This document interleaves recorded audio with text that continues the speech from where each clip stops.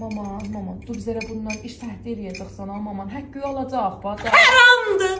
Ne olar baz qardaş olanda haramdır. Var yox mənə dedəm alı 5 metr yetişmişdir. Onu da elədilər 2 metr.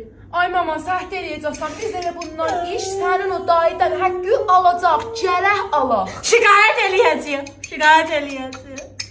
Maman, bizə et. Madayı gəldi. Qardaşıma canım qurbanı. Oradan sənə var yox 2 metr yetişir. Yox, 2 metr yox. Mən bir qarşı yerdə yatacağam. Hər an malı yemərəm. Metr yarım ki, mənim yadımda da yarım metr ilə qardaşlarımın. Yox baba, dədə malı da hər nə deyəndən sonra olsaydı verərdim sən dərsən. Bizdə də yoxdur. Hə, yoxdur. Nəyəcək verərsən də üstəyə. Canım malım sənə qurban. İndiyəcən yetişməyib. Çaysız çörəksiz qalmamışıq ki. 5 metr, 5 metr olan görür. Yox, deyə yoxdur. Olsaydı verərdi. Nəyəcək?